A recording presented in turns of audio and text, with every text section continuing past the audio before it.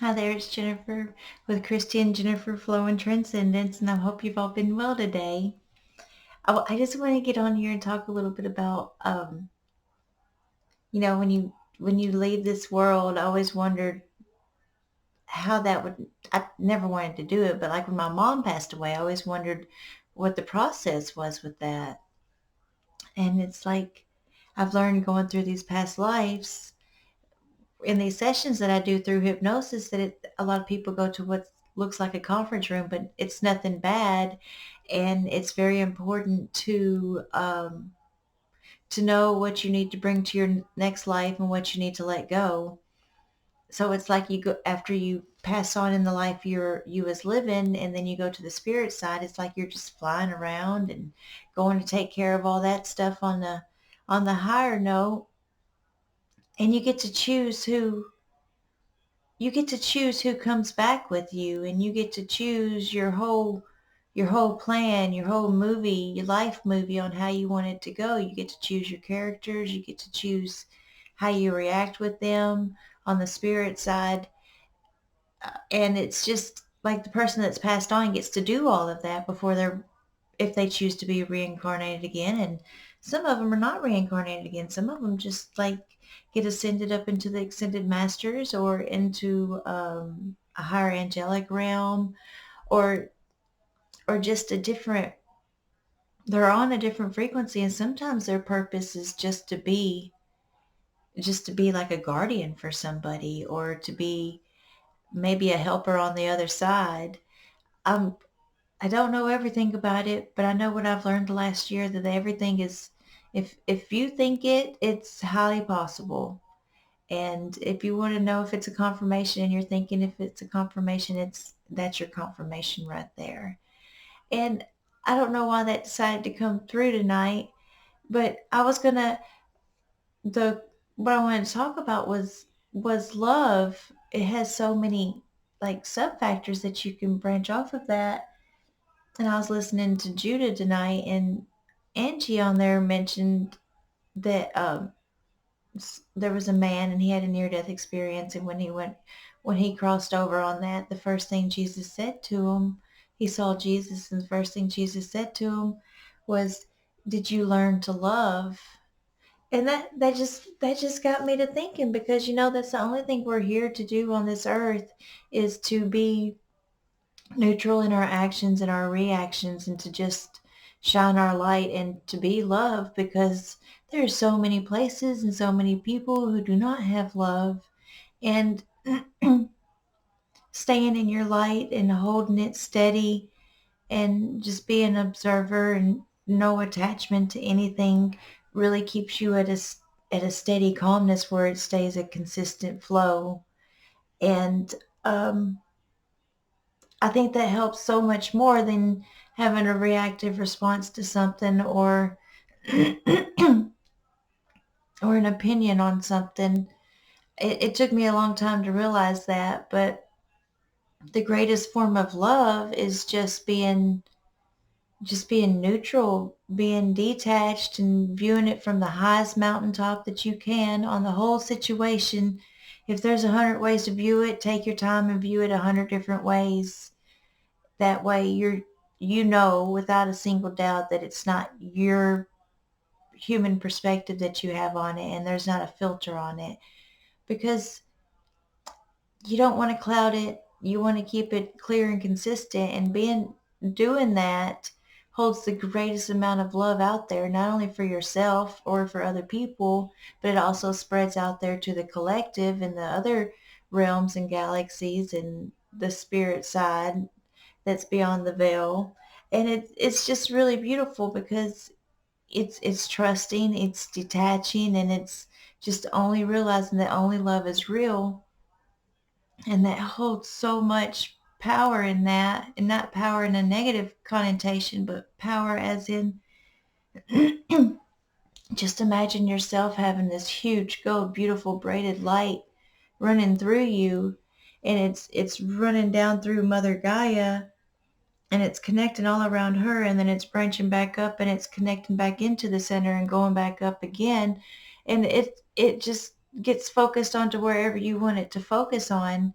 And the more you do and act in love, and you choose a way in love, and you view it through love, it lightens all that golden thread that's run through you, that golden divine thread, that it's not just the light, you have that connection in you, and that light from the divine source just sparks it when you make that choice of making the healthiest decision and the highest vibration choice for you. It's like it sends a little flicker to that beautiful gold rope that's run down through you and around Mother Gaia, and then it comes back up through you again. It just sends those flickers, and then the more you do it, the more it activates it, and it's just beautiful.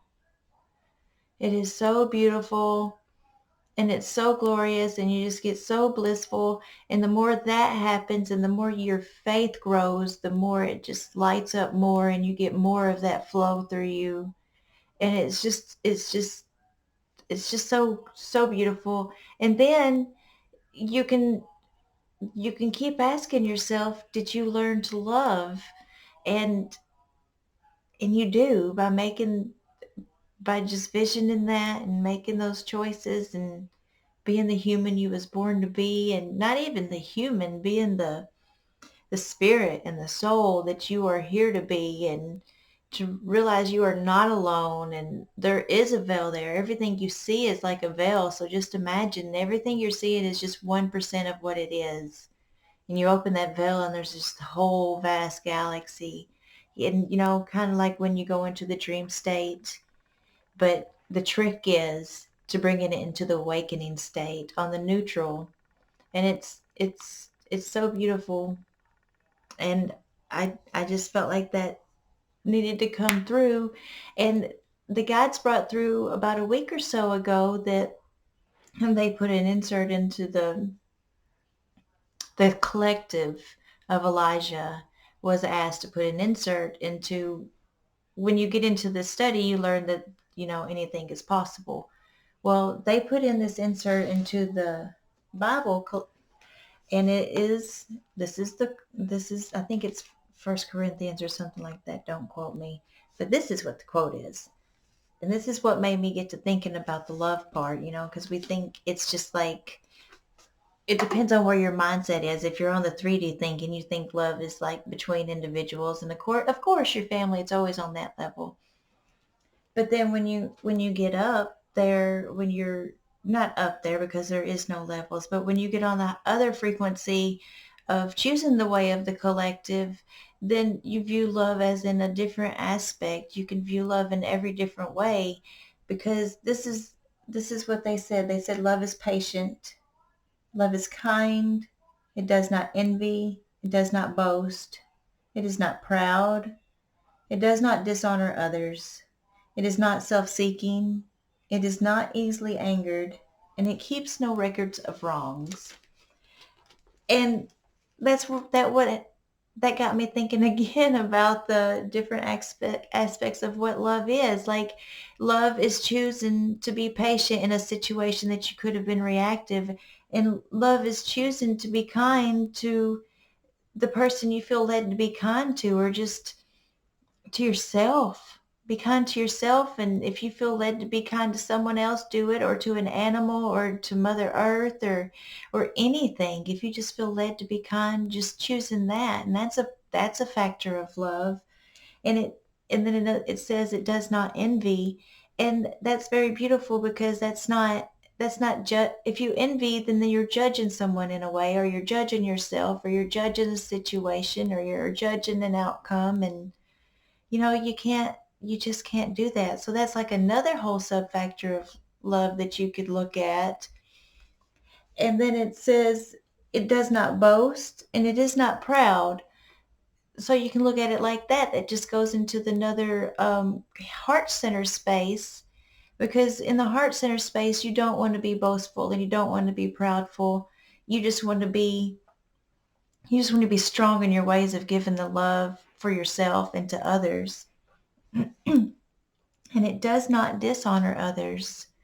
and it don't dishonor others. So love is so beautiful because when you love yourself, then you have a desire to just send love to others everywhere. And you do see how it's all connected. And if you dishonor someone else, you're really dishonoring yourself. And that's then if you're dishonoring yourself, you're judging yourself in a way, and then that creates another blockage. And judgment is like it's not, one sin's not worse than another, but how can you turn, it's very hard to not love yourself when you know how strong you've been. And I hope this journey helps you with that, because love has so many tunnels and lenses that you can look at it from.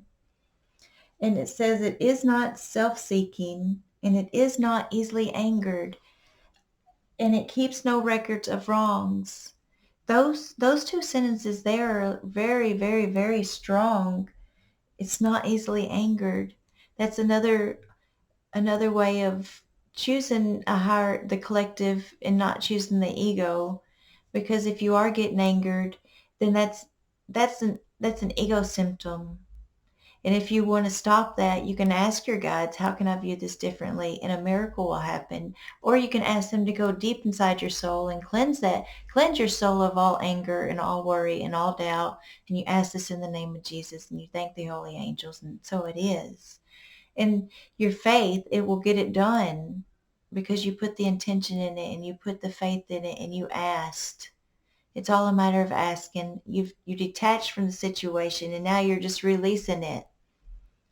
And it's so beautiful because I would love to I would love to have the viewings of how the angels and how God and how the spirit guides view the people, because they have so much love. I've only been doing this hypnosis for a year, and all the sessions I've done and the surrogate sessions and even my personal sessions, they have so much love.